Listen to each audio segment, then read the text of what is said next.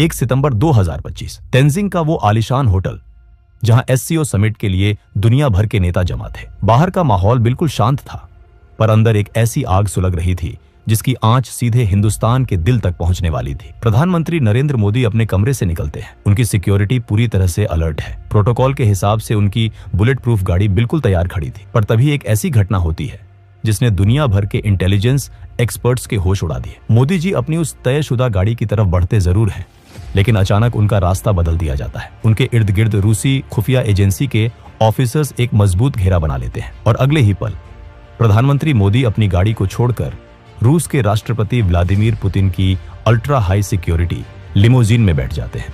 ये कोई छोटी बात नहीं थी। एक देश का प्रधानमंत्री दूसरे देश के राष्ट्रपति की गाड़ी में, ऐसा डिप्लोमेसी के इतिहास में शायद ही कभी होता है। लेकिन इस गाड़ी के दरवाजे बंद होते ही जो शुरू हुआ वो किसी हॉलीवुड थ्रिलर से कम नहीं था। दोनों नेता उस बंद लिमोजीन में पूरे 10 मिनट तक बैठे रहे। गाड़ी अपनी जगह से 1 इंच नहीं हिली। आखिरकार गाड़ी आगे बढ़ती है। इंटरनेट पर तस्वीरें आग की तरह फैलने लगती हैं। दुनिया भर के मीडिया चैनल्स चिल्लाने लगते हैं कि देखिए मोदी और पुतिन की दोस्ती कितनी गहरी है। दोनों एक ही गाड़ी में जा रहे हैं। पर दोस्तों, सच्चाई कुछ और ही थी। ये दोस्ती का दिखावा नहीं, बल्कि मौत के चक्रव्यूह से बच निकलने की एक आखिरी कोशिश थी। जब ये गाड़ी वेन्यू पर पहुंचती है तो एक और ऐसी घटना होती है जो आमतौर पर बिल्कुल असंभव है। वेन्यू पर पहुंचने के बाद ना मोदी गाड़ी से बाहर आते हैं ना पुतिन। पूरे 45 मिनट तक दुनिया के 2 सबसे ताकतवर नेता उस बंद गाड़ी में बैठे रहते हैं। उस बंद गाड़ी के अंदर फोन पर एक एनक्रिप्टेड लाइन जुड़ती है। दूसरी तरफ थे भारत के national security adviser Ajit Doval. Putin की आवाज आती है, मिस्टर मोदी, हमारी एजेंसियों ने दुश्मनों के बीच एक बहुत खतरनाक मैसेज इंटरसेप्ट किया है। आपकी गाड़ी सेफ नहीं थी। खतरा बिल्कुल सिर पर मंडरा रहा है। मोदी जी बिल्कुल शांत पर दृढ़ आवाज में पूछते हैं, डोभाल साहब, क्या रिपोर्ट है? आखिर वहां चल क्या रहा है? डोभाल जवाब देते हैं, प्रधानमंत्री जी, दुश्मन ने शेर के मुंह में हाथ डालने की हिम्मत की है। खतरा वहां एससीओ समिट में नहीं, खतरा हमारे पड़ोस में बैठा है। एक बहुत बड़ा असैसिनेशन प्लॉट इंटरसेप्ट हुआ है और इसके तार सीधे अमेरिका की CIA से जुड़े हैं। ये सुनते ही गाड़ी में सन्नाटा छा जाता है। CIA, दुनिया की सबसे ताकतवर खुफिया एजेंसी, हिंदुस्तान के प्रधानमंत्री को निशाना बनाने की कोशिश कर रही थी। इस साजिश के तार समझने के लिए हमें थोड़ा पीछे जाना होगा। ठीक 27 अगस्त 2025 की उस सुबह पर, जब पड़ोसी देश बांग्लादेश के ढाका शहर में एक अजीब सी हलचल थी। ढाका का एक बहुत ही आलीशान वेस्टर्न 5 स्टार होटल। वहां एक 50 साल का आदमी चेक इन करता है। उसके पास 3 बड़े बड़े सूटकेस थे। इस आदमी का नाम था टेरेंस। दिखने में वो एक आम अमेरिकन बिजनेसमैन लग रहा था। उसने होटल स्टाफ को यही बताया था कि वो एक बिजनेस ट्रिप पर आया है। पर सच तो ये था कि टेरेंस कोई बिजनेसमैन नहीं, बल्कि अमेरिकन खुफिया एजेंसी CIA का एक बहुत ही खतरनाक और मंझा हुआ कोवर्ट ऑपरेटिव था। वो वहां किसी बिजनेस डील के लिए नहीं आया था। वो वहां आया था एक ऐसी साजिश को अंजाम देने जो दुनिया का नक्शा हिलाकर रख देती। उन 3 बड़े सूटकेस के अंदर कोई बिजनेस के सैंपल नहीं थे। उनमें भरे थे hi tech electronics, encrypted communication devices, आम लोगों की भीड़ में छिपने वाले वेपन्स और खुफिया ब्लूप्रिंट्स। टेरेंस का काम था एक कमांड सेंटर एस्टैब्लिश करना। वो वहां बैठकर किसी ऐसी स्नाइपर टीम या हिट स्क्वाड को कमांड देने वाला था जो उस एससीओ समिट के आसपास पहले से ही पोजीशन ले चुकी थी। टेरेंस बिल्कुल सांप की तरह कुंडली मारकर बैठा था। वो अपने शिकार का इंतजार कर रहा था। उसका टारगेट क्लियर था, प्रधानमंत्री नरेंद्र मोदी का असैसिनेशन। एक ऐसा अटैक जो देखने में किसी टेररिस्ट ऑर्गेनाइजेशन का काम लगे, पर जिसके पीछे दिमाग वॉशिंगटन में बैठे कुछ नापाक मंसूबे रखने वालों का हो। उन्हें लगा कि बांग्लादेश में बैठकर इस ऑपरेशन को अंजाम देना सबसे सेफ होगा, क्योंकि वहां आमतौर पर किसी को शक नहीं होगा। पर वो एक चीज भूल गए थे, ये वो पुराना भारत नहीं था जो दुश्मन के वार का इंतजार करे। ये नया भारत था। और जब बात देश के प्रधानमंत्री की सुरक्षा की हो तो भारत की खुफिया एजेंसी रॉ कभी सोती नहीं है। आखिर इतनी गहरी साजिश का पर्दाफाश कैसे हुआ? यहाँ एंट्री होती है दुनिया की 2 सबसे ताकतवर इंटेलिजेंस एजेंसियों के गठबंधन की, भारत की रॉ और रूस की SVR। अगस्त के आखिरी दिनों में SVR की इंटेलिजेंस ने कुछ अजीब रेडियो फ्रीक्वेंसीज को इंटरसेप्ट किया। ये फ्रीक्वेंसीज आम नहीं थी।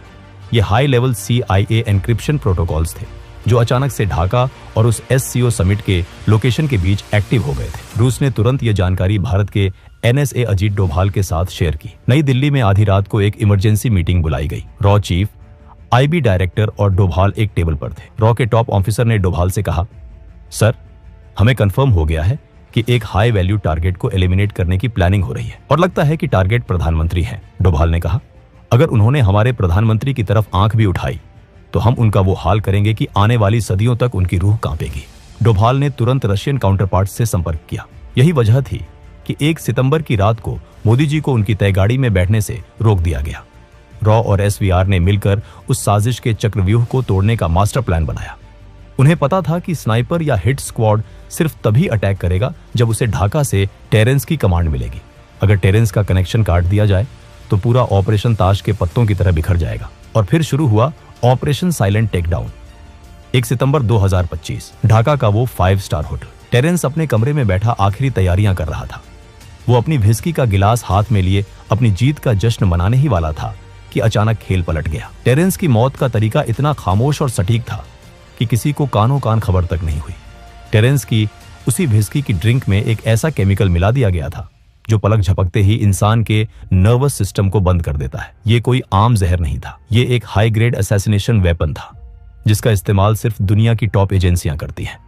जैसे ही टेरेंस ने वो ड्रिंक पी, उसके होश उड़ने लगे। वो अपने कम्युनिकेशन डिवाइस तक पहुंचने की कोशिश करता रहा, पर उसके हाथ पैर काम करना बंद कर चुके थे। कुछ ही सेकंड्स में वो जमीन पर गिरा और उसने दम तोड़ दिया। बिना किसी आवाज के, बिना किसी गोली के, दुनिया की सबसे बड़ी सुपर पावर का एजेंट अपने ही बिछाए जाल में ढेर हो चुका था। CIA की वो साजिश वहीं उसी कमरे में दफन हो गई। लेकिन इसके बाद जो हुआ उसने इस साजिश को और भी गहरा कर दिया। जैसे ही टेरेंस की मौत की खबर अमेरिकन एम्बेसी तक पहुंची, वहां भगदड़ मच गई। उन्हें समझ आ गया था कि उनका खेल खत्म हो चुका है और किसी ने उन्हें उनके ही घर में घुसकर मात दे दी है। अगले ही पल US एम्बेसी से एक पूरी टीम उस होटल में दाखिल होती है। उन्होंने बांग्लादेश की लोकल पुलिस को होटल के अंदर घुसने तक नहीं दिया। आमतौर पर किसी भी विदेशी नागरिक की मौत पर लोकल पुलिस इन्वेस्टिगेशन करती है, पोस्टमार्टम होता है, पर यहां सब कुछ दरकिनार कर दिया गया। अमेरिकन एजेंट्स ने टेरेंस की डेड बॉडी को तुरंत अपने कब्जे में लिया। उसका कोई पोस्टमार्टम नहीं हुआ। उसकी बॉडी को सीधे एक स्पेशल फ्लाइट के जरिए US भेज दिया गया। और वो जो 3 बड़े सूटकेस थे जिनमें उस पूरे ऑपरेशन के ब्लूप्रिंट्स और इलेक्ट्रॉनिक एविडेंस थे, वो सब कुछ US एम्बेसी के एजेंट्स ने जब्त कर लिया। और बात यहीं खत्म नहीं हुई। लंदन और वॉशिंगटन के सर्वर्स पर बैठे साइबर एक्सपर्ट्स ने लगातार कई घंटों तक काम किया और टेरेंस के वजूद का हर एक डिजिटल फुटप्रिंट मिटा दिया। उसका करियर, उसकी हिस्ट्री, उसकी सर्विस रिकॉर्ड्स, सब कुछ इंटरनेट और डेटाबेस से ऐसे गायब कर दिया गया जैसे टेरेंस नाम का कोई इंसान इस दुनिया में था ही नहीं। US army special operations command के स्पोक्समैन ने 1 सितंबर को एक अजीब स्टेटमेंट रिलीज किया। उन्होंने कहा कि उनका कोई कमांड इंस्पेक्टर जनरल मरा नहीं गया है। उन्होंने क्लेम किया कि जिस इंसान की बात हो रही है वो यूनाइटेड स्टेट्स में जिंदा और सुरक्षित है। 4 सितंबर को लेफ्टिनेंट कर्नल इलियट स्कॉट ने यहां तक कह दिया कि ढाका में उनका कोई ऑन गोइंग ऑपरेशन चल ही नहीं रहा है। 2 सितंबर 2025 प्रधानमंत्री मोदी सही सलामत भारत लौट आते हैं। अगले ही दिन वो नई दिल्ली में एक बड़े सेमिकॉन समिट में मंच पर आते हैं। वो प्रधानमंत्री जो हमेशा अपने भाषणों में ऊर्जा और आत्मविश्वास से भरे होते हैं, उस दिन उनके चेहरे पर एक अजीब सी संजीदगी थी। मंच पर आते ही जब लोग उनके स्वागत में तालियां बजा रहे थे तो मोदी जी ने एक ऐसी बात कही जिसने सबको हैरत में डाल दिया। उन्होंने कहा, मैं कल रात ही जापान और चीन के इस दौरे से वापस लौटा हूं। मैं गया था इसलिए आप तालियां बजा रहे हैं, या मैं वापस आ गया हूं इसलिए आप तालियां बजा रहे हैं। सोचिए इस लाइन के बारे में। एक देश का प्रधानमंत्री भरी सभा में अपने लोगों से पूछ रहा है कि मैं वापस जिंदा लौट आया हूं, क्या इसलिए तालियां बज रही हैं? मोदी जी कभी भी अपने शब्दों का इस्तेमाल ऐसे ही हवा में नहीं करते। उनके एक एक शब्द के पीछे एक गहरा संदेश होता है। ये कोई मजाक नहीं था, ये एक मैसेज था उन ताकतों को जो वॉशिंगटन और दुनिया के बाकी हिस्सों में बैठकर देख रही थी। ये बताने का तरीका था कि हम जानते हैं तुमने क्या किया और हमने तुम्हारा क्या हाल किया। और इस घटना के बाद पीएम मोदी की आगे की आधी से ज्यादा इंटरनेशनल ट्रिप्स अचानक से कैंसिल या पोस्टपोन कर दी गई। यूनाइटेड नेशंस जनरल असेंबली का सेशन जिसमें पीएम मोदी को बोलना था, उसे उन्होंने स्किप कर दिया। गाजा पीस समिट जिसमें इजिप्ट के प्रेसिडेंट आने वाले थे और पीएम मोदी का आना तय था, उसे भी उन्होंने स्किप कर दिया। आसियान समिट जो कुआलालंपुर में होने वाला था, वहां भी पीएम मोदी नहीं गए। उनकी जगह दूसरे डेलीगेट्स को भेजा गया।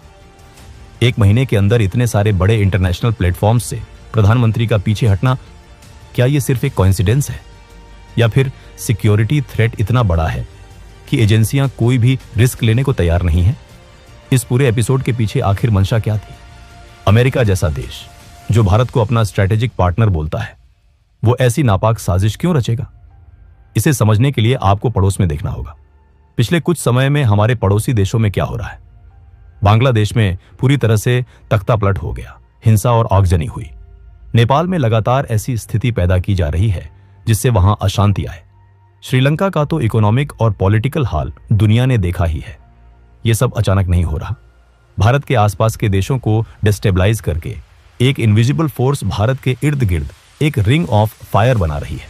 CIA का तो इतिहास रहा है दूसरे देशों में रिजीम चेंज करवाने का, चाहे वो साउथ अमेरिका हो, मिडिल ईस्ट हो या एशिया। जब कोई नेता उनके हिसाब से नहीं चलता, जब कोई देश अपनी इंडिपेंडेंट फॉरेन पॉलिसी फॉलो करता है, आंख में आंख डालकर बात करता है, तो उनका अहंकार आहत होता है। पीयूष गोयल का वो धमाकेदार बयान आपको याद होगा। उन्होंने भरे मंच से अमेरिका को चेतावनी देते हुए कहा था, आप हमारे सर पर बंदूक रखकर हमसे ट्रेड डील्स नहीं कर सकते। एक यूनियन मिनिस्टर का ऐसी भाषा का प्रयोग करना कोई छोटी बात नहीं है। ये किस बंदूक की बात कर रहे थे पीयूष गोयल? क्या वो उसी बंदूक की बात कर रहे थे जो CIA ने 1 सितंबर को प्रधानमंत्री मोदी पर तानने की कोशिश की थी? क्या ये एक मैसेज था कि भारत अब किसी दबाव में आकर अपने फैसले नहीं बदलेगा? टेरेंस का मर्डर PM मोदी का असैसिनेशन प्लॉट हो या ना हो, लेकिन एक बात बिल्कुल साफ है, ढाका में बैठकर टेरेंस भारत के खिलाफ एक बहुत बड़ी आग लगा रहा था। दोस्तों, आपको क्या लगता है? क्या सच में अमेरिका भारत में एक बड़ा रेजिम चेंज प्लान कर रहा था? क्या वो प्रधानमंत्री को रास्ते से हटाकर अपना कोई पपेट नेता बिठाना चाहते थे? क्या इन सारी बातों में, पीयूष गोयल के बयान में और मोदी जी के उस जिंदा लौट आने वाले कमेंट में कोई कनेक्शन है? अपनी राय कमेंट्स में जरूर लिखिए और अगर वीडियो पसंद आया हो तो वीडियो को एक लाइक और चैनल को सब्सक्राइब जरूर करें। तब तक के लिए जय हिंद, जय भारत।